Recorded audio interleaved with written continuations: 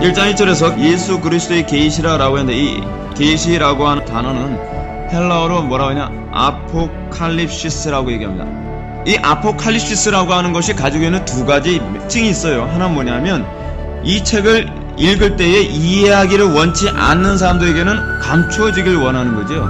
그러나 이 책을 읽었을 때 이해하기를 원하는 사람들에게는 그들이 알아들을 수 있는 언어로 기록되어져 있다는 차원에서는 아포칼립시스는 열린 책입니다. 복음에 대해서 알기를 원하고 진정으로 하나님의 구원의 은총을 경험하기 원하며 그리고 하나님을 영원하게 하기 원하는 사람들은 예수님의 그 비유를 알 수 있죠.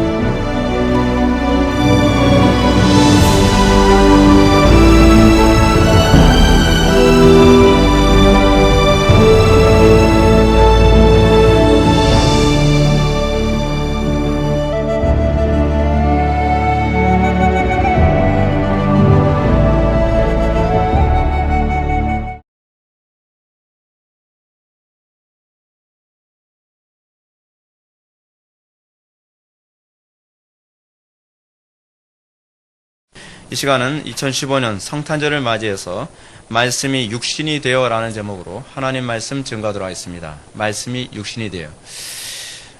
기독교 신앙의 최대의 신비가 무엇이냐 하면 홍해바다가 갈라졌다든지 그전부터 어떤 기사와 이적이 일어났다든지 병고침을 받았다든지 죽은 사람이 살아났다든지 뭐 그런 게 아닙니다. 기독교 신앙에서의 최고의 기적은 성육신 사건입니다. 전능하신 하나님이 인간의 몸을 입고 이 땅에 오신 사건, 그걸 우리가 좀 무식한 말로 인카네이션이라고 하지 않습니까? 성육신 사건이라고 얘기합니다. 여러분, 이 인카네이션, 이 성육신 사건은 이게 굉장히 신비로운 사건입니다. 이 신비로운 사건이라는 얘기가 무슨 얘기냐면 이제 신비롭다라고 하는 말을 할 때는 이런 의미가 내포되어 있죠. 우리가 경험할 수 없는 사건이라는 겁니다. 우리가 경험할 수 없고 경험되어지지 않는 사건일 경우에는 해석상에 상당한 혼란이 오게 되어 있습니다. 여러분, 우리가 경험했을 경우에는 어떠한 문제에 관해서 해석하는데 굉장히 좀 클리어하지 않습니까? 내가 경험해 봤기 때문에. 어떤 사람이 예를 들어서 이 병에 걸렸습니다. 또는 어떤 사람이 이런 식으로 비유합시다. 어떤 여자가 결혼해서 임신해서 애를 출산합니다. 경험해 봤죠. 그러면 다른 그 여자분이 결혼해서 애를 출산할 때는 어떤 고통이겠구나, 얼마나 힘들겠구나 이해가 되죠. 뭐 해석의 여지가 없어요. 근데 문제는 뭐냐면 성육신 사건은 해석을 하는 데서 굉장히 어려워요. 왜냐하면 한 번도 누구도 경험해 본 적이 없으니까. 여러분, 성육신 경험해 보셨습니까? 아니잖아요. 하나님이 육신을 입고 이 땅에 오신 거예요. 그러다 보니까 이 성육신의 문제에 관해서 해석하는 데 있어서 굉장히 다양한 해석이 나왔습니다. 예를 들어서 어떤 사람은 예수님의 성육신 사건을 그리스 신화적으로 해석을 합니다. 반신적으로 해석을 하는 거예요. 반신적으로 해석한다고 하는 말은 무슨 얘기냐면 반은 딱 되면 인간이고 반은 딱 되면 사람이 아니라 신과 인간이 혼합되어 있다는 개념이에요. 그래서 여러분, 이 혼합되어 있다라고 그리스 신화적 개념으로 이해하고 있는 것 때문에 우리의 신앙 고백에서는 어떤 부분이 첨가되냐면 예수 그리스도의 성육신은 신성과 인성이 혼합되어 있지 않고라는 말을 거기다 꼭 얘기합니다. 그리고 혼돈되지 아니하며 라는 말이 거기 들어가요. 왜냐하면 우리가 믿는 예수 그리스도의 성육신 사건은 마치 헤라클레스 같은 그런 개념이 아닙니다. 신성과 인성이 섞여가지고 반인 반신이 아니라 완전한 하나님이시면서 완전한 인간이라는 거예요. 여러분, 헤라클레스가 완전한 인간이면서 완전한 하나님은 아니죠. 완전한 신은 아니죠. 그냥 신과 인간이 섞여 있는 거예요. 근데 그 그리스 신화적 개념이거든요.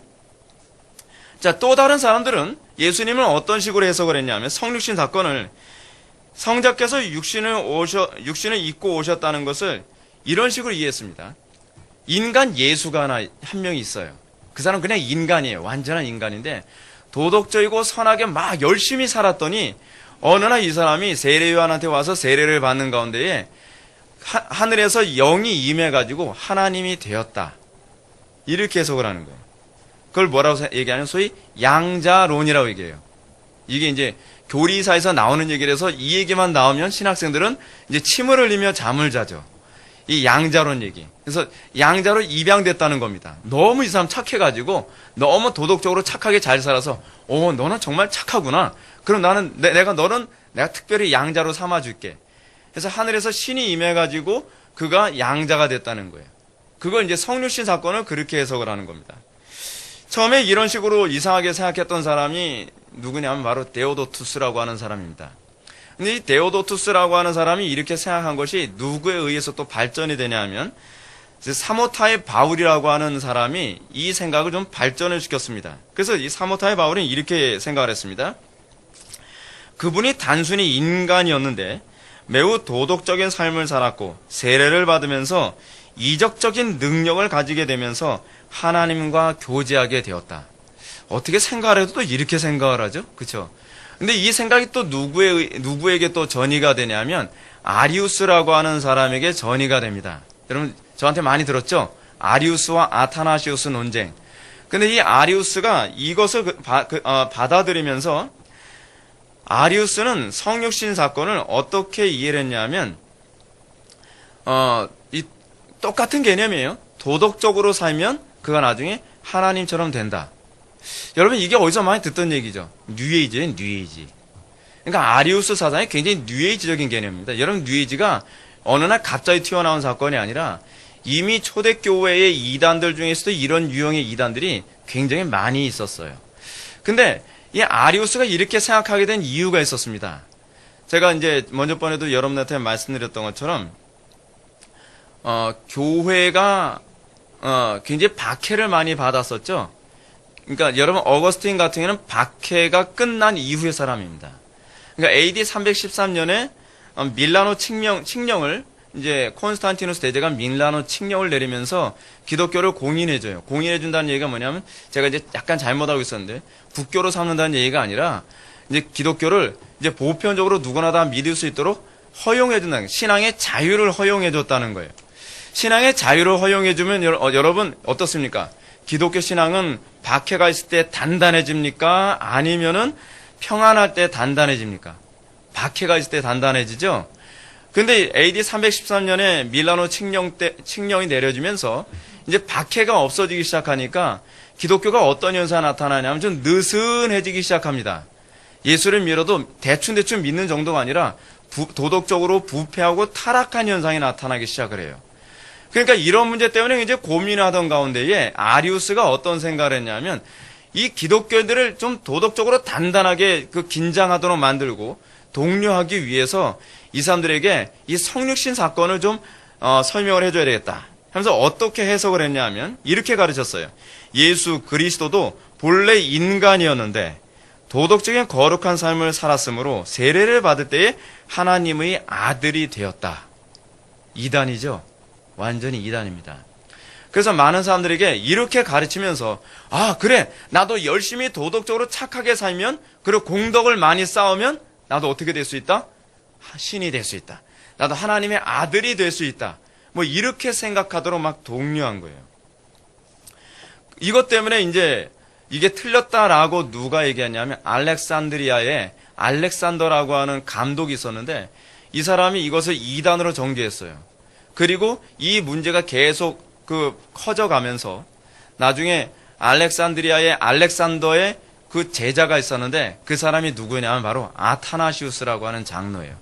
아타나시우스 장로가 이 사람의 이단성을 계속 공격하면서 이게 공의회도 여러 번 열리고요. 그리고 아타나시우스 장로가 이 문제 때문에 어려움을 당하면서 외국으로 출국이라 그러나요? 외국으로 이렇게 쫓겨나는 일을 7번이나 당하면서 고통을 당하는 가운데 이 교리, 성자에 관한 신앙 고백을 지켜냅니다. 성육신에 대한 이해는요, 그 외에도 또 이런 개념으로 또 잘못 오해됐습니다. 가현설이라는 개념인데, 소위, 여러분 영주주의, 오늘 우리가 이제 살펴보게 될 것은 이제 영주주의에 관해서 사도 요한이 공격한 개념이거든요. 자기가 가지고 있는 영지주의적 개념을 가지고 성자에 대한 성육신을 해석을 했어요. 여러분 항상 문제가 뭐냐면 제가 지난 수요 예배 때도 여러분한테 말씀드렸지만 성경은요 성경으로 해석이 되어야 오류가 없어요. 근데 문제는 우리는 항상 내 경험을 가지고 내가 가지고 있는 철학을 가지고 내가 가지고 있는 사고방식을 가지고 성경을 자기 멋대로 해석을 하는 경향이 많이 있죠. 우리가 이제 요번 그 신년 특강에도 얘기하겠지만 어떤 사람이 요한계시록으로 해석할 때 어떻게 해석을 해요? 성경 말씀 가지고 명확하게 해석하는 것이 아니라 어느 날 성경책 한 권만 가지고 계룡산에 올라가지고 기도하는 가운데에 뭐 어디서 뭘 받았대요. 받아가지고서 해석을 하는데 다 자기 방식대로 해석을 하는 거예요. 객관성이 없이.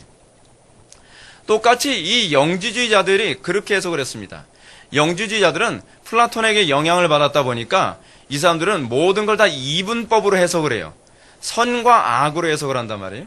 근데 영은 다 선하고 그 육은 다 악하다라고 이렇게 해석을 했어요. 근데 이렇게 되면 문제가 많이 있어요. 왜냐하면 그런 악령의 존재를 인정할 수가 없죠.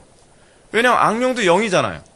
근데 영은 다 선하고 육은 다 악하다라고 이분법적으로 해석을 하다 보니까 어떤 문제가 발생하냐면 예수님은 육신을 입은 자로서 선해서는 안 되는 거예요. 선할 수가 없다고 생각하는 거죠. 그러면 이제 그 사람들이 자기 철학으로 해석을 하는데 예수님이 육신을 입고 오신 게 아니야. 육신을 입고 오신 것처럼 보인 것 뿐이지 라고 이렇게 해석을 하는 거예요. 뭐죠? 재해석을 하는 거죠. 자기의 철학을 가지고. 그래서 제가 여러분들 설교 들을 때도 조심해야 될 게 뭐라 그랬습니까? 제발 재해석하지 말라는 거죠. 하나님 말씀을 있는 그대로 내가 편리하게 해석하고 받아들이지 마시고 있는 그대로 받아들이고 그 말씀 앞에 굴복할 때에 그때 역사가 일어나고 그때 새로운 피조물이 되는 그 은혜를 경험하게 되는 것입니다. 근데 이 영지주의자들이 이런 식으로 해석을 하면서 가현설이 무슨 얘기입니까? 그렇게 보인 것처럼 생각된다는 거예요. 예수님이 사실은 육신을 입고 오질 않으셨는데 육신을 입고 온 것처럼 보였을 뿐이다 라고 얘기하는 거예요. 그래서 사도들이 세상을 다 떠나고 그리고 이제 요한이 제일 나이가 어렸잖아요. 그래서 여러분 최후의 만찬을 보게 되면은 제자들 중에서 가장 어리게 그림을 그린 게 바로 사도 요한이에요. 사도 요한이 짬밥이 제일 적었거든요. 그래서 사도 요한은 수염도 없잖아요. 그래서 미켈란젤로의 그림을 보게 되면은 사도 요한은 마치 여자애처럼 이렇게 그렸어요. 왜냐하면 어리다는 걸 표현하기 위해서 그런 것이죠. 그러다 보니까 사도 요한이 살아있는 동안에 어떤 말이 이 영지자들 중에서 어떤 말이 많이 떠돌아다녔냐면 이제 사도들은 세상 다 떠났으니까 이제 사도 중에 이 예수님을 직접 눈으로 목격한 사람은 이 사도 요한밖에 남아있질 않잖아요. 그러니까 사도 요한만 이제 살아 남은 상태에서 영지자들이 이런 얘기를 합니다. 너도 예수님 발자국 봤어? 어떤 사람이 예수님을 따라다녔던 사람이 있거든요. 근데 누가 발자국 봅니까? 그러니까 못 본 것 같기도 하고 본 것 같기도 하고 거 봐. 못 봤잖아. 이 영이야 영. 영이니까 발자국이 없지. 유령이 어디 발자국 있니? 그러니까 영인가 보다. 이런 식의 이단 사상이 확산되기 시작을 했어요. 그래서 사도 요한이 이런 영지주의적인 사고방식, 예수님의 성육신 사건을 그런 식으로 육신의 사건이 아니라 하나님이 마치 육신을 입은 것처럼 나타난 사건인 것처럼 재해석하는 이 영지주의 문제를 해결하기 위해서 사도 요한이 요한복음과 요한일서를 기록을 했어요. 그래서 요한복음에서 주로 많이 다루고 있는 개념이 뭐냐면 기독론과 삼위일체론이에요. 그 삼위일체론을 얘기하기 위해서 요한복음이 기록됐는데 삼위일체론을 요한복음을 가지고서 얘기를 안 하면 사도 요한이 굉장히 서운하겠죠. 근데 오늘 본문에 나오는 부분이 뭐냐면 기독론에 관한 얘기입니다. 예수 그리스도의 성육신이 과연 어떤 식으로 우리들에게 이루어졌는가, 그리고 그것이 우리들에게 의미하는 바가 무엇인가라고 하는 것을 이 사도 요한이 이 구약적 개념을 가지고 우리들에게 얘기해 줍니다. 자, 오늘 본문 말씀 다시 한번 보실까요? 오늘 본문 말씀 보게 되면 말씀이 육신이 되어 우리 가운데 거하심에 우리가 그의 영광을 보니 아버지의 독생자의 영광이요 은혜와 진리가 충만하더라. 아멘. 자, 우리가 오늘 성탄절로 우리가 지킵니다. 성탄절 예배로 우리가 예배를 드리죠. 우리가 12월 25일 이 얘기부터 먼저 좀 해야 될 것 같아요. 제가 매년 하는 얘기입니다. 우리가 성탄절을 지킨다고 해서 우리가 12월 25일이 예수님 탄생이라고 믿는 건 아닙니다. 그래서 성탄절이 특별한 어떤 신앙적 의미가 있다고 믿는 것도 아닙니다. 성탄절은 사실은 비성경적입니다. 예수님이 12월 25일 날 태어났다는 근거도 없고요. 그리고 실제로 대부분의 신학자들이 얘기하는 바로는 예수님이 탄생하신 날, 여러분 예수님 아이가 구유에 태어나고 양 지키는 목자들 나타나고 이런 얘기 그 정황을 쭉 살펴봤을 때 대부분의 신학자들이 봤을 때 예수님이 탄생하신 날은 늦은 봄 정도로 보는 것이 타당하다. 뭐 그 정도로 봅니다. 자, 그런데 왜 그러면 특히 우리 원래 개혁교회는요, 성탄절을 안 지키는 교회들이 많아요. 그리고 이제 종교교육대회 같은 경우에도 성탄절을 아예 지키질 않았습니다. 근데 로이드 존스 목사님 같은 분들은 성탄절을 지키고 성탄설교를 한 이 자료도 굉장히 많이 있어요. 그리고 지금도 개혁주의를 추구하는 교회들 중에서 성탄절날 예배하는 교회들이 많이 있죠. 그럼 왜 성탄절날 왜 예배를 하느냐? 그 이유가 무엇이냐? 성탄절이 비성경적이라는 걸 매주마다 가르쳐주기 위해서예요. 여러분, 우리가 만약에 성탄절을 지키지 않으면 사람들이 자꾸 이 부분을 왜 안 지키는지 점점 망각될 게 아니에요. 그러니까 오히려 제가 적극적으로 성탄절이 비성경적이라는 것을 사람들한테 알려주기 위해서는 매년마다 우리가 성탄 예배를 드리고 성탄 예배를 하면서 이 성탄절이 왜 비성경적인지를 여러분들에게 가르치고, 그러나 그러면서도 성탄 예배를 통해서 예수 그리스도의 성육신 사건에 대해서 설교할 수 있는 좋은 기회를 또 한 번 우리가 갖게 되어진다는 것은 굉장히 많은 유익이 있지 않겠습니까? 거기다 또 하나 무엇이냐면 성탄절만 되면 흥청망청 이 불경건하게 성탄절을 보내는 그런 교회들이나 그런 불신자들을 향해서 하나의 경종을 울리는 어떤 하나의 목표도 있습니다. 그래서 우리가 경건하게 성탄절을 지키고 우리가 성탄 예배를 통하여서 이 그러니까 예수 그리스도의 탄생에 관해서 의미를 되새김으로써 우리가 영적으로 다시 재무장할 수 있는 좋은 기회로 삼기 위해 우리는 12월 25일 날 아침만 되면 성탄 예배를 하는 것이 바로 그래서 그렇습니다. 여러분들이 잘 알고 있는 것처럼 이 성탄절 같은 경우에는요, 원래 기독교의 절기가 아님에도 불구하고 성탄 예배가 생겼습니다. 그 이유가 뭐냐면, 여러분들 태양이 언제가 가장 짧죠? 1년 365일 중에서 12월 23일이죠. 12월 23일이 뭡니까? 우리가 팥죽 먹는 날, 동짓날이 하지 않습니까? 해가 가장 짧죠. 해가 가장 짧은데, 제가 아까 밀라노 칙령 말씀드렸는데요. AD 313년에 콘스탄티누스가 기독교를 공인하면서, 밀라노 칙령을 통해서 공인하면서, 이제 소위 태양신 숭배하던 사람들, 이런 사람들이 교회 안에 막 들어오게 됐고, 또 기독교와 어떤 이방 종교가 막 뒤엉켜 생활하는 이런 현상이 막 나타나게 됐어요. 박해받는 때는요, 사실은 딱 구분됐거든요. 왜냐하면 숨어서 신앙생활을 해야 되니까. 근데 이방 종교와 기독교가 막 뒤엉키면서 기독교 신앙의 위기가 임하게 됐거든요. 그러면서 이 12월 24일, 25일만 되면 이 해가 점점점 이렇게 어두워지니까 뭐예요? 아, 태양신이 죽어간다라고 사람들이 생각을 한 거예요. 태양신이 죽어간다고 생각을 하니까 어떻게 해요? 태양신이 다시 살아나게 해달라고 그 사람들이 축제를 벌이거든요.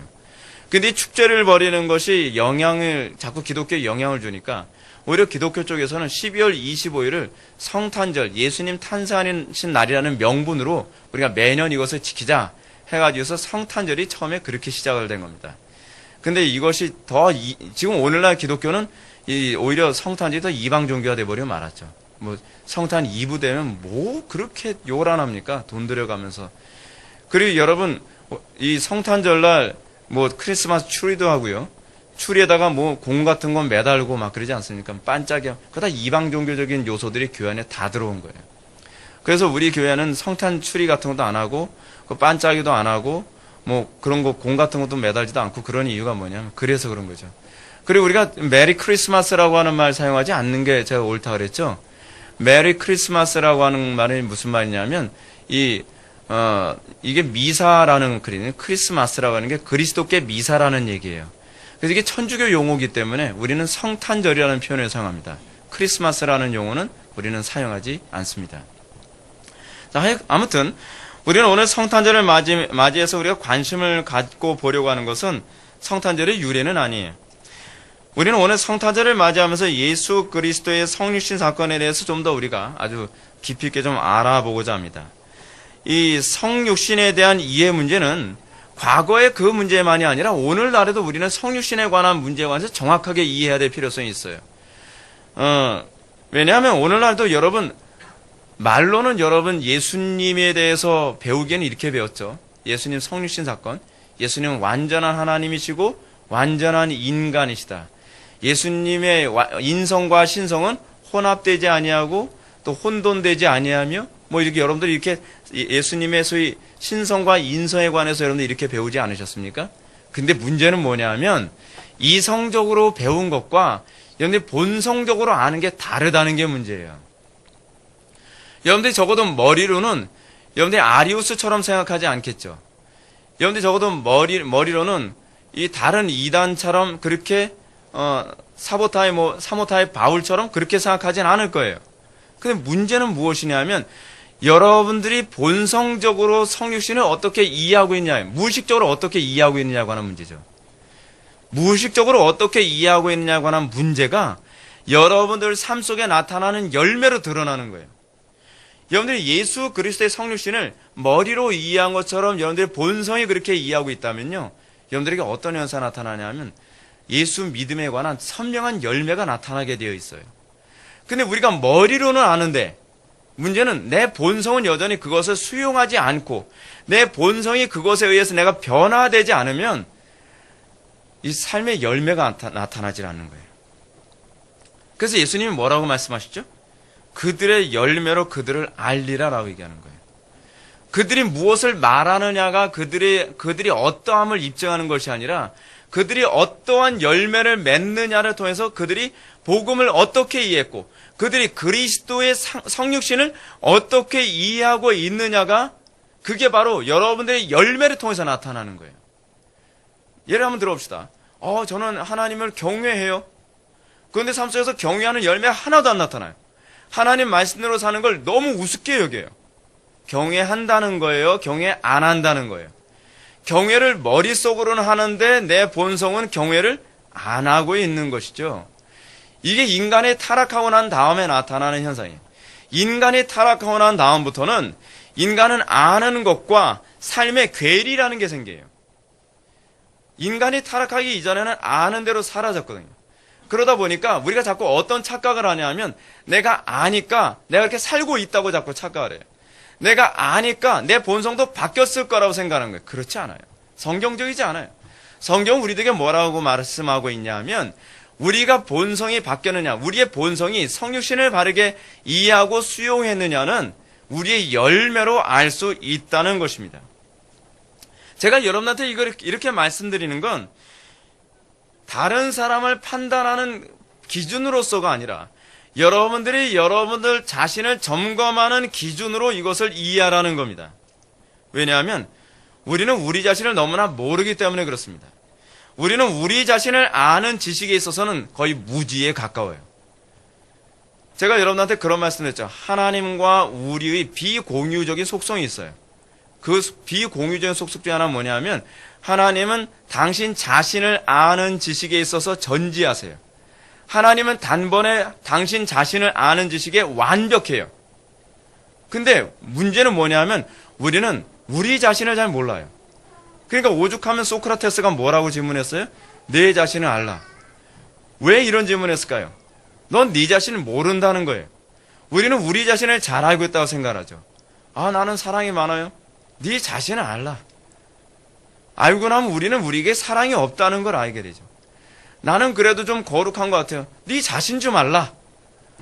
좀! 뭐 이런 얘기가 자꾸 나오는 거죠. 왜 그렇죠? 우리는 우리 자신을 몰라요. 우리는 우리 자신을 언제 알게 되죠? 우리가 하나님을 알게 될 때 우리를 알게 돼요. 하나님을 아는 지식과 우리 인간을 아는 지식이 같이 간다 그랬죠. 근데 그 하나님을 아는 지식이 무엇이냐? 조명으로 나타나는 것이죠. 우리가 정말 성령의 조명을 받았을 때 내가 내 자신을 정말 모르고 있구나. 내가 이렇게 극악무도한 존재였구나. 예전에 알았었나요? 몰랐죠? 근데 조명을 받으면서 알게 됩니다. 내가 이렇게 무능했나? 좀 알게 되는 것이죠. 마치 우리는 어떤 존재냐면 하룻강아지 같아서 법무서운 줄 모르는 존재들이죠. 우리는 우리 자신을 아는 지식에서 거의 제로에 가까워요. 제로에. 그래서 여러분들이 내 자신에게서 나타나는 열매를 면밀히 검토하고 점검해서 내가 이런 존재구나 라고 하는 것을 알아가는 것은 굉장한 유익이 있습니다. 여러분들이 어떤 존재로 생각합니까? 열매로 알 수 있습니다. 열매로 나무를 알 수 있어요. 내가 관념적으로 아는 나는 사실은 내가 아니에요. 여러분들은 어떻게 알고 있는지 아십니까? 여러분들은 내가 공주라고 생각하며 살아가고 내가 왕자라고 생각해요. 우리는 그렇게 자랐어요. 우리는 우리 자신에서 일종의 환상을 가지고 살고 있어요. 그래서 나는 내가 생각한 것보다도 내 실체보다도 나는 굉장히 뛰어나고 굉장히 그 자기 망상 속에 살아가는 거예요. 근데 하나님을 만나고 나면 내가 이 정도밖에 안 되는 존재구나 라는 것을 알아가죠. 그걸 우리는 뭐라고 표현하냐면 겸손이라고 얘기하는 거예요. 겸손은요, 자기를 스스로 낮추는 것이 아니라 내 주제를 파악하게 됐을 때 나타나는 것이 겸손이에요. 내 주제를 파악하지 않는 사람은 절대로 나 자신을 모르죠. 그래서 여러분, 이 열매를 통해서 우리에게 나타나는데, 이 열매라고 하는 것이 어떤 식으로 나타나느냐? 여러분, 이제 예를 한번 들어봅시다. 또 한 가지 예를 들어볼게요. 여러분, 대부분 학생들 다 그러지 않습니까? 한 학기 공부를 열심히, 이제 시험 기간에 학생들이 공부를 열심히 합니다. 공부를 열심히 해서, 막, 이제 요약 노트도 만들고, 뭐 해가지고 열심히 공부를 했어요. 밤새도록 코피 터지게 공부하고 나면 다들 어떻게 해요? 난 이제 다 알아. 나 요번에 시험 잘 볼 자신 있어. 뭐, 죄다 그렇게 얘기하지 않습니까? 그래서 이제 선생님이 시험 문제를 딱 이제 제출을 하죠. 그럼 아이들이 이제, 이제, 표정에서 웃음이 점점 가시는 거예요. 나 이거 아는 줄 알았는데. 잠깐, 통과. 아는 것부터. 그래서 이제 시험 딱 보고 난 다음에, 그 다음에 이제 시험 볼 때도요, 자기가 그래서 시험 잘 봤다고 생각하는 부류도 또 나와요. 예. 어제는 그래도 시험 잘 본 것 같아요. 성적 잘 나왔을 것 같아요. 근데 성적표를 또 딱, 이렇게 보고 나면, 내가 이 정도밖에 안 되나? 하나님께서 그래서 우리에게 고난을 주신다 그랬죠? 하나님께서 그래서 하나님 우리에게 템프테이션, 유혹은 하지 않으시지만, 하나님 우리에게 뭐래? 테스트를 하시죠. 그 테스트는 하나님이 우리의 성적을 점검하기 위해서가 아니라, 우리 자신을 알도록 만들기 위해서예요. 계속 테스트를 하시죠. 내 성적이 이거밖에 안 되는구나. 내가 하나님과의 관계가 이 정도 수준밖에 안 되는 거구나. 그걸 자꾸 알게 하시죠. 그렇죠? 왜 자꾸 알게 하시죠? 그렇게 하면서 그 점검을 통해서 주님께 가까이 나아가게 하기 위해서. 우리가 왜 학교에서 자꾸 시험을 보죠? 우리 비참하게 만들기 위해서 시험 보는 겁니까? 아니잖아요. 그걸 통해서 우리가 자꾸 똑같은 오류와 실수와 이 부분에 빠지지 않도록 하기 위해서 자꾸 시험 보는 것 아닙니까? 똑같아요. 그게 사실 일반 계시거든요. 이 일반 계시에 통해서 하나님과 우리의 관계를 자꾸 이렇게 조명해 주고 있는 거예요. 참 좋은 계시죠. 학교에서 시험 보는 데도 없어지면 안 됩니다. 있어야 돼요. 이게 성경을 설명하는데 너무 좋거든요. 자, 그렇다면 여러분은 그리스도의 성육신 사건을 과연 어떻게 이해하고 있으며 어떻게 믿고 있습니까? 전 여러분들에게 이 질문을 던지고 싶어요. 하나님의 아들이라는 것은 믿으나 완전한 인간으로 오셨다는 것을 믿지 않는 것 아닙니까? 머리로는 믿죠, 여러분들. 아니면 예수님이 완전한 인간으로 오신 것을 믿지만 완전한 하나님이시라는 것은 안 믿는 거 아닙니까? 아니면 예수님이 신성과 인성이 혼합된 또는 반인, 반신이라고 혹시 믿는 것 아닙니까? 여러분 간혹가다 이런 얘기합니다. 예수님이니까 그렇게 사시지. 이것 자체가 그리스도에 대한 인식이 잘못된 거예요. 제가 어떻게 그렇게 살아요? 저는 어쩔 수 없어요. 저는 이렇게 살 수 없어요. 삼위일체처럼 믿는다면서요. 예수님의 신성과 인성을 믿는다고 하면서 왜 우리는 그리스도의 거룩한 형상에 참여하기 위한 몸부림을 안 하죠? 그건 예수님이시니까요. 이미 그 사람은 기독론이 무너진 이단이에요. 그 사람 구원 못 받아요. 사실은요. 구원 못 받는다고 하는 말을 오해하지 마십시오. 믿음이 없다는 얘기예요. 제 말은요. 믿음이 들어왔으면 그렇게 말을 안 해요. 믿음이 들어왔으면 내가 예수 그리스도의 영광에 참여해야 된다라고 하는 그 소망을 가지고 씨름하며 긍휼과 은혜를 구하는 삶을 살아가게 되어 있어요. 제가 그런 말씀드리는 거예요.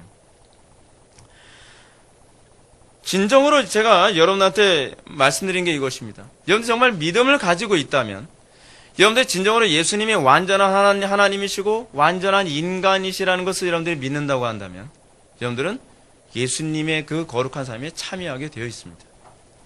예수님이 완전한 하나님이신데 이분이 완전한 인간이라는 것을 믿지 않는다고 한다면요, 어떤 현상이 나타나는, 제가 방금 여러분들한테 말씀드렸던 것처럼 우리는 예수님처럼 살 수 없다라는 말이 나오고요, 예수님이 완전한 인간이시라는 건 내가 믿는데 예수님이 하나님이라는 것을 믿지 않게 되면 예수님의 그 은혜, 예수님께서 그 거룩하게 살 수 있었던 그 은혜가 우리에게 전가될 수 없다고 믿어요. 예수님이 완전한 도덕군자로 사신 것뿐이지 어떻게 그 도덕적인 힘을 우리에게 전가해 줄 수 있죠? 하나님이시기 때문에 가능한 거예요. 근데 우리가 예수님의 완전한 하나님 되심과 완전한 인간 되심이라고 하는 이 교리를 믿음으로 받아들였을 때라야만 여러분들이 뭐가 나오냐면 성화가 나오게 되어 있어요. 거룩한 삶이 나오게 되어 있다는 것이죠. 머리로 믿는 것이 아니라 기독교 신앙은 가슴으로 믿는 것입니다. 그 가슴으로 믿음이 우리의 삶 속에서 그리스도와의 연합이라는 것으로 드러나게 되어 있어요. 그리스도와의 연합이 관념화되어진 사람은 아직 믿음이 들어간 것이 아니라 그냥 그 믿음에 관한 이해만 머릿속에 담지하고 있을 뿐이에요. 그래서 우리는 아는 것은 정통이나 삶은 비정통인 사람들이 굉장히 많이 있죠. 그래서 우리는 내가 그 아는 것과 삶의 통일성을 위하여 우리는 끊임없이 씨름하는 태도를 견지해야만 합니다. 안 믿는 사람들이 기독교인들 보고 말쟁이라고 하는 이유가 어디인지 아십니까? 아는 건 많은데 그 아는 것이 가슴까지 내려오지 않은 사람들이 너무 많다는 얘기예요. 우리가 진정으로 회개해야 될 부분이 뭐냐면 아는 것만을 추구하는 것이 아니라 말쟁이처럼 아는 걸 남에게 가르치려고만 할 것이 아니라 그 아는 것이 어떻게 나의 삶 속에 내 세포 속에 스며들어와서 그것이 나로 하여금 열매로 나타날 것인가를 고민해야 돼요. 오늘 본문 말씀을 보면 예수님의 성육신 사건을 요한은 말씀이 육신이 되어 우리 가운데 거하심에 라고 말씀하고 있습니다. 요한에게 있어서 이 말씀, 요한이 이 말씀이라고 하는 표현을 잘 생각해 보십시오. 이 말씀이라고 하는 단어, 말씀이라고 번역된 단어는 헬라어로 로고스입니다. 로고스가 육신이 되어 우리에게 오셨다 이 얘기입니다. 근데 이 부분이 아주 좀 독특한 개념입니다. 왜냐하면 헬라 철학을 가지고 있는 사람들이 어느 정도 이해할 수 있도록 하기 위해서 그런 거예요. 로고스라는 말은 헬라에서 어떤 개념이냐면 우주론적 실제나 법칙 혹은 형이상학적 실제나 법칙을 표현하는 방식. 무슨 얘기냐면 하나의 우주가 움직여지는 법칙이 육신이 돼서 오셨다는 거예요. 이제 무슨 말인지 이해가 되시죠? 이게 놀라운 일입니다. 헬라인들이 이 말씀이 육신이 되어 우리 가운데 오셨다라고 했을 때 여러분 인간은 법칙대로 살 수 있어요? 없어요? 없죠. 근데 법칙이 한 사람의 육신에서 완벽하게 지켜지는 일이 있었다라고 얘기하는 거예요. 아는 대로 사라진 사람이 있다는 거예요. 그렇게 표현한 거예요. 헬라인들이. 근데 이 본문이 궁극적으로 의미하는 그 신학적 의미는 그게 아니거든요. 표면상으로는 저희 헬라적 철학을 가지고 있는 사람들이 이해를 돕기 위해서 그렇게 해준 거예요. 신앙이 뭐라고요? 하나님의 그 말씀이 아는 대로 사라지는 게 신앙이에요. 이 놀라운 역사가 실제적으로 역사 속에 있었다라고 하는 것을 헬라인들의 관점을 가진 사람들이 볼 수 있도록 설명을 해주는 거예요. 말씀이 육신이 되어 우리 가운데 임하였다. 눈에 보이지 않는 궁극적 실체가 눈에 보이는 육신이 되어 우리 가운데 거하셨다는 겁니다. 여기서 또 관심을 가져야 될 표현이 있습니다. 거하심에 라는 표현입니다. 헬라어로요, 스케노라고 하는 사용하는데 이 스케노라고 하는 이 단어가 헬라어만 보면 별로 그렇게 감동이 없어요. 근데 이 스케노라고 하는 이 헬라어가요, 구약의 어떤 단어의 번역형이냐면 미시칸이라고 하는 단어의 번역형이에요. 미시칸이 뭐냐 하면 이게 성막이란 얘기예요. 성막. 말씀이 육신이 되어 성막 가운데 성막으로 거했다는 얘기입니다. 그래서 여러분 이 독자들에게 요한은 이렇게 표현하는 겁니다. 좀 더 이렇게 쉽게 이해한다면 거룩하신 하나님께서, 이게 원래 의미예요. 거룩하신 하나님께서 장막에 대어 우리 가운데 성막으로 거하심에 라고 얘기합니다. 이걸 NIV 성경은 더 이해하기 쉽게 잘 번역을 했습니다. NIV 성경에서 뭐라고 번역했냐면 The word became flesh and made his dwelling among us라고 이렇게 번역했습니다. 그 말씀이 육신이 되어 우리 사이에 그의 거주지를 만드셨다. 이건 뭘 떠오르게 만들죠? 출애굽기를 떠올리는 거예요. 실제로 이 요한은 구약을 염두에 두고 얘기하고 있는 거예요. 이 엄청난 얘기를 단 한 줄로 요약을 하고 있습니다. 예수님의 성육신 사건은 이미 구약의 출애굽기에서 보여준 사건이에요. 구약에 이미 실체로 드러났어요. 그림자로 드러났죠. 구약의 출애굽기에서 모세가 시내산에서 하나님의 명령을 받아 내려와서 한 일이 무엇입니까? 하나님께서 거주하실 텐트, 장막을 만드는 일이었어요. 근데 재밌는 게 뭐냐면 그 장막을 뭐로 만드느냐? 세상의 것을 가지고서 장막을 만들어요. 하나님이 거주하실, 영원하신 하나님이 거주하실 장막을 세상의 재료, 이거 철학적인 진료라고 얘기하거든요. 세상의 재료를 가지고서 만드시고 그 안에 영원하신 하나님이 거주하셨다는 얘기예요.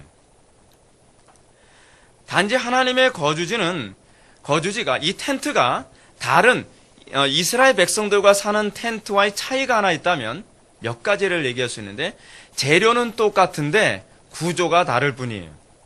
구조를 누가 정하셨냐면 하나님이 정하셨어요.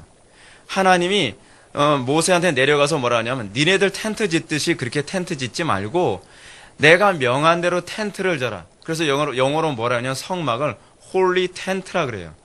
다른 일반 텐트와 구분된 텐트.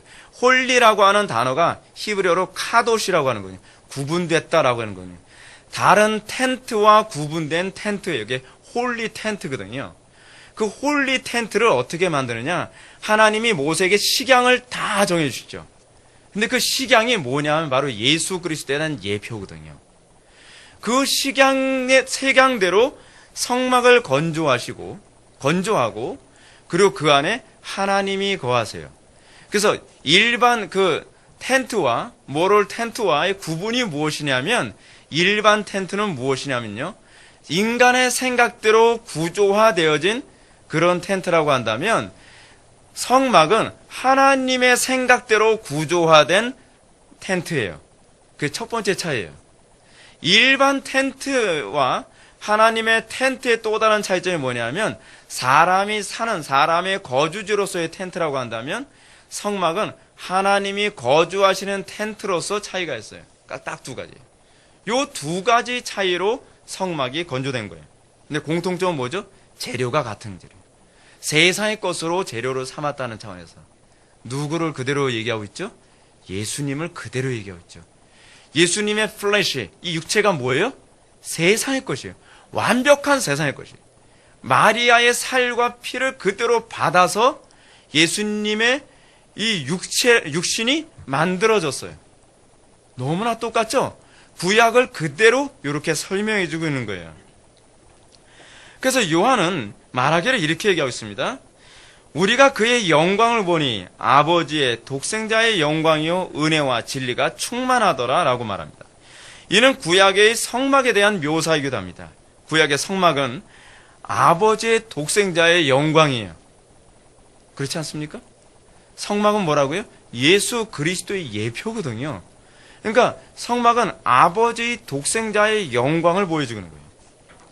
성막의 구조와 성막의 제사를 꼼꼼히 연구하면 오실 메시아를 미리 볼 수 있어요.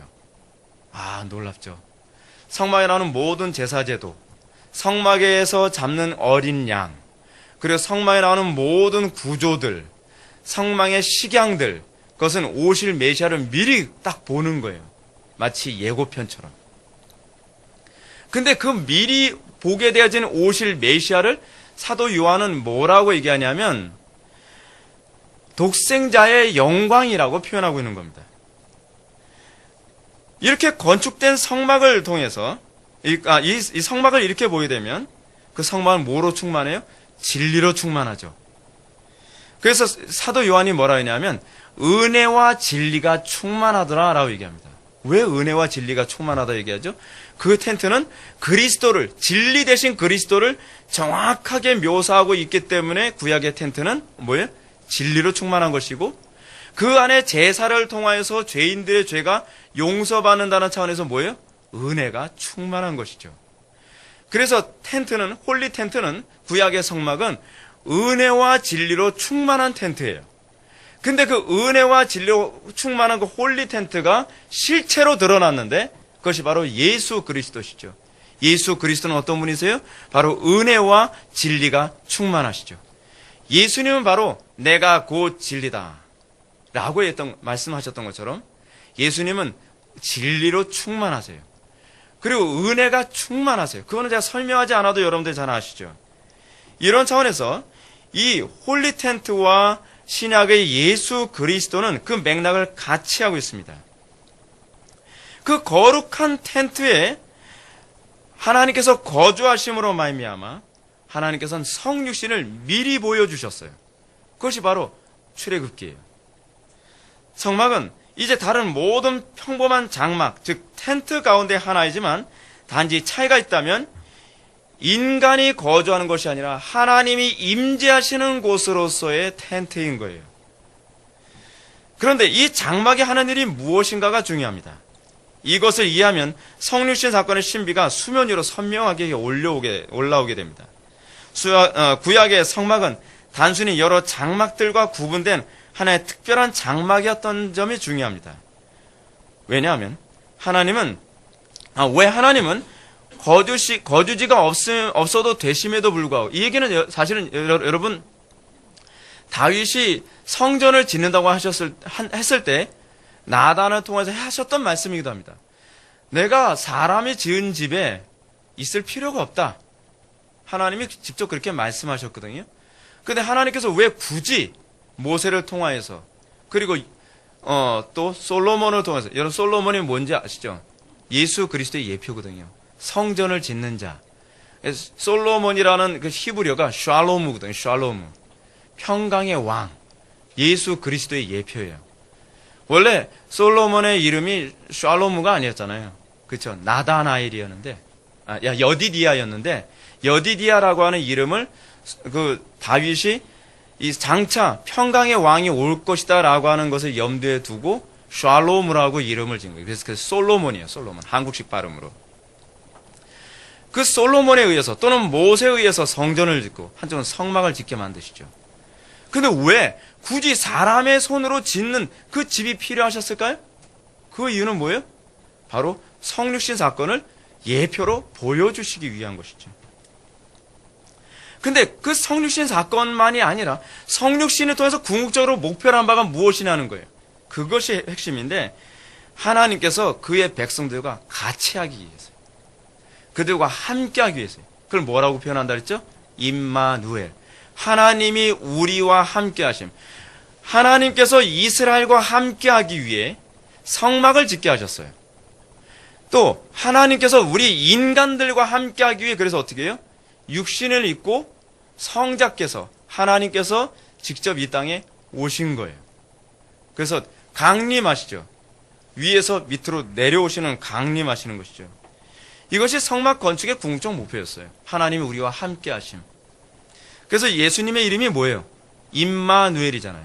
그의 이름을 임마누엘이라 하라. 이는 하나님이 우리와 함께 하심이라. 성육신을 너무나 기가 막히게 잘 설명을 했죠. 그러면 이렇게 같이 살아서 어떻게 하겠다는 것인가? 그냥 같이 살면 되는 겁니까? 같이 사는 것에 궁극적 목적이 있어요. 그들 전체가 하나의 성전이 되게 하는 데 있어요. 그것이 궁극적 목표예요. 하나님이 성전되는 것으로만 그치는 것이 아니라 그 이스라엘 공동체 전체가 다 하나님의 성전이 되는 거예요. 그래서 여러분, 구약의 가나안 땅을 우리는 또 뭐라고 얘기하죠? 성전이라고 얘기하죠. 구약의 가나안 땅이 성전이라고 하는 근거가 어디 있죠? 가나안 땅은 성전적 구조로 가득하죠. 그런데 그 대표적인 케이스 중에 제가 짧게 하나만 말씀드린다고 한다면, 이스라엘 백성들이 가나안 땅의 진군에 들어갈 때 그들이 가나안 땅을 어느 쪽에서 들어갔죠? 그들이 사실은 서쪽에서 서쪽으로 들어가는 게 훨씬 가깝거든요.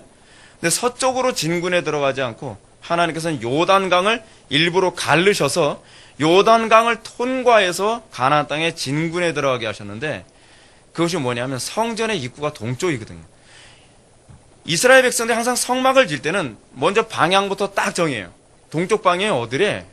저쪽이에요. 그러면 저쪽 방향을 정해서 그 입구를 먼저 딱 만들어 놓고 성막을 그렇게 졌어요.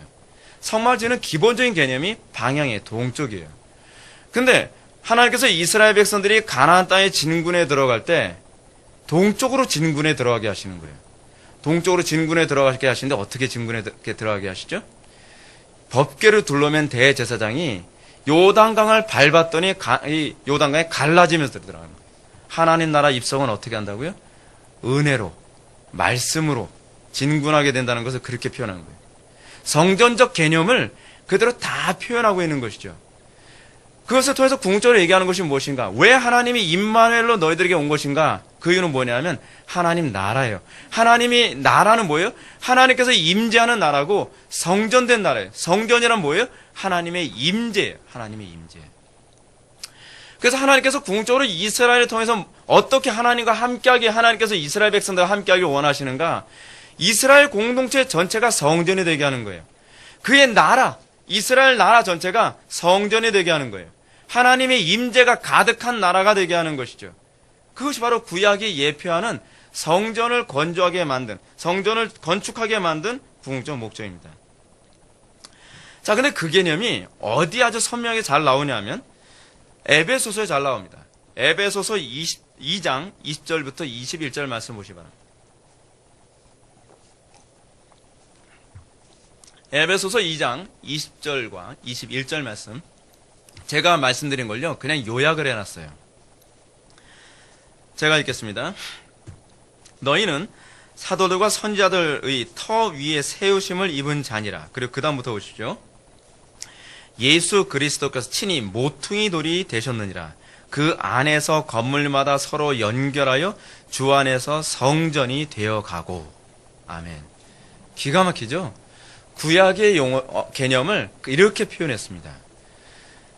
성전은요, 구약의 성전은 또는 성막은 마치 모퉁이돌과 같아요. 그것으로 시작해서 이스라엘 공동체 전체가 뭐예요? 다 성전이 돼가는 거예요. 성막을 건축하게 만드시고, 그래서 성막에 하나님이 직접 임재하셔서 거주지를 트신 이유는 무엇이냐면 이스라엘 공동체 전체가 성전이 되어가게 만들기 위해서죠. 그러면 어떻게 다른 모든 텐트가 거룩한 텐트가 되어져 가는가? 그것은 비밀이 여기 이렇게 돼 있죠. 그 안에서 건물마다 서로 연결하여요. 무슨 말이죠? 연합의 교리를 얘기하고 있는 거예요. 연합의 교리. 그리스도와 연합하여 성전이 된다는 거예요. 성도가 어떻게 성전되는지 알겠죠? 성도가 성전되는 건요, 혼자서 거룩해서 성전되는 게 아니에요. 나 혼자서 착하게 살고, 나 혼자서 도덕적으로 살고, 나 혼자 신앙생활 잘하면 성전되는 것이 아니라 그리스도와 연합될 때라야만, 그리스도와 연결될 때라야만 성전이 된다고 얘기하는 겁니다. 이것을 구약의 개념으로 다시 말씀드린다면 거룩한 텐트와 독립된 상태에서 또 하나의 거룩한 텐트는 존재하지 않습니다. 거룩한 텐트와 연결될 때라야만 비로소 그 모럴 텐트가 홀리 텐트가 되어가는 거예요. 하나님이 이스라엘 백성들과 같은 거주지로 친히 내려오신 이유, 그리고 하나님이 친히 육신을 입고 이 땅에 오신 이유는 바로 거기에 있습니다. 우리와 연합하기 위해서요. 우리와 연합하기 위해서.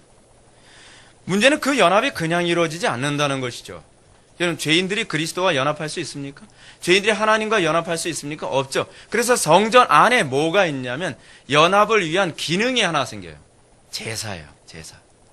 그 제사를 통해서 죄 문제가 해결되어지면 그 죄 문제가 해결되어짐과 동시에 이스라엘 백성들이 하나님과 연합하여 그들이 몸담고 있는 텐트는 홀리 텐트가 되어지는 거예요. 그들이 죄를 짓고 있는 상태에서 그 텐트는 홀리 텐트가 아니에요. 아무 의미 없는 인간들의 텐트에 불과하는 것이죠. 그래서 예수님 스스로가 이 성전 안에 대제사장, 그리고 이 제물, 그리고 제단, 이 모든 것이 바로 예수 그리스도를 예표한다 그랬죠. 예수 그리스도께서 스스로 다 뭐 하세요? 우리와 연합할 근거가 되시고, 우리를 연합하기 위한 제물이 되시고, 우리를 연합하시기 위한 뭐예요? 대제사장이 되시면서 그분은 또한 성전이 되셔서 우리를 성전으로 삼아주시기 위해 이 땅에 오신 분이라는 개념이 이미 구약에 다 예표로 나타나게 되는 것입니다. 그러면 우리가 그리스도와 연합되었다는 것을 우리가 어떻게 할 수 있습니까? 이 이야기가 바로 서론에서 우리가 그리스도를 어떻게 이해하고 있느냐에 대한 실제적인 문제예요. 이게 굉장히 중요한 문제입니다. 우리가 그리스도를 그냥 하나님으로만 인식하느냐, 아니면 그냥 평범한 완전한 인간으로만 인식하느냐, 아니면 그리스도를 완전한 하나님이면서 동시에 완전한 인간으로 인식하느냐에 관한 문제, 이 문제가 바로 여기 있습니다. 우리가 그리스도와 연합되었다고 한다면, 이 그리스도와 연합되었다는 교리와 함께 그 연합의 대상으로서 그리스도가 완전한 하나님이요 완전한 인간이라고 믿는다면 우리에게 반드시 나타나야만 하는 실체가 있어요. 여러분, 이거 나타나야 돼요. 안 나타나도 되는 게 아니에요. 그것은 바로 은혜와 진리가 우리에게 충만해지는 거예요. 왜냐하면 이것이 바로 아버지의 독생자의 영광일 뿐만 아니라 마지막 아담의 영광이요 태초의 인간에게 하나님께서 주시고자 하셨던 하나님의 형상이기 때문에 그렇습니다. 이 열매는 그리스도께서 완전한 하나님이시라는 것만을 믿는 자에게만 나타나지 않습니다. 왜냐하면 은혜와 진리가 충만한 것은 하나님에게만 나타나는 것이지 사람에게는 안 나타나잖아요.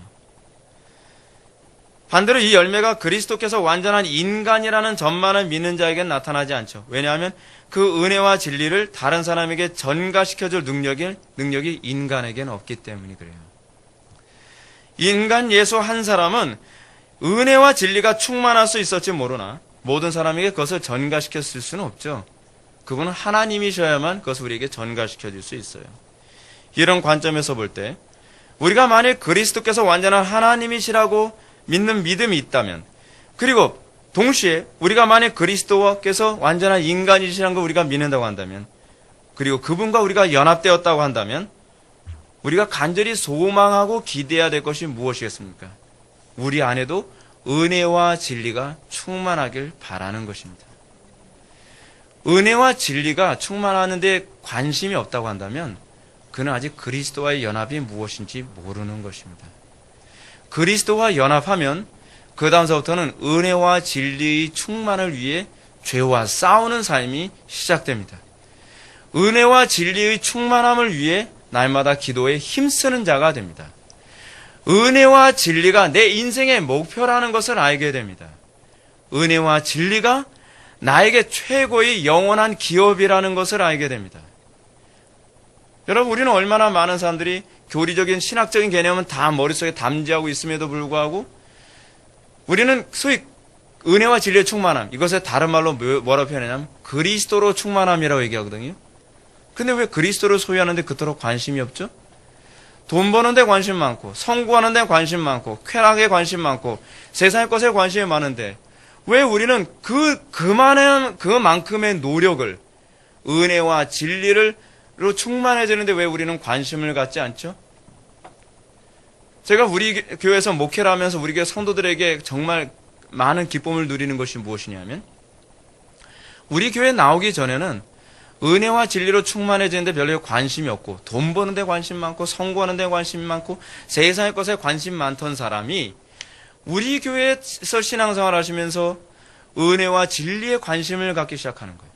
기도 생활에 힘쓰고 말씀을 더 많이 알려고 하고, 또 그 안 말씀을 나의 삶에 현실화시키기 위해 고군분투하며 날마다 씨름하듯이 살아가는 그런 모습, 그게 신자예요. 그것이 성육신을 바르게 이해한, 아니 머리가 아니라 몸으로 바르게 이해한 사람들에게 나타나는 특징이라는 것입니다. 물론 은혜와 진리로 충만해지는 것은 이 땅에서 완성되지는 않아요. 우리는 은혜와 진리로 충만한 것에 대한 열망으로 이 땅에 이미 시작됐죠. 이미 아직의 긴장관계. 그러나 우리가 이 은혜와 진리의 충만함에 대한 이 소망 때문에 우리가 뭘 바라보냐면 영원한 천국을 바라보는 거예요. 영원한 천국에 가면 그때는 은혜와 진리로 충만하게 될 것이다. 그때는 우리가 그리스도와 연합이 완전해질 것이다. 그걸 영화라고 얘기하지 않습니까? 그렇습니다. 우리는 그것 때문에 이 땅에서 끊임없이 거룩한 씨름과 거룩한 삶을 사모하게 되는 것입니다. 이것이 바로 성자 그리스도의 성육신을 본능적으로 이해하게 된, 본성적으로 이해하게 된 사람들에게 나타나는 열매입니다. 저는 이런 차원에서 그리스도와 연합되어 은혜와 진리가 충만하기를 소망했던 한 인물의 고백을 여러분들에게 소개시켜드리고 말씀을 마치고자 합니다. 그는 바로 사도 바울입니다. 사도 바울은 이렇게 고백했습니다. 운동장에서 다름질하는 자들이 다 달릴지라도 오직 상을 받는 사람은 한 사람인 줄을 너희가 알지 못하느냐. 너희도 상을 받도록 이와 같이 다름질하라. 이기기를 다투는 자마다 모든 일에 절제하나니 그들은 썩을 승리자의 관을 얻고자 하되 우리는 썩지 아니할 것을 얻고자 하느라. 아멘. 다 같이 기도하시겠습니다.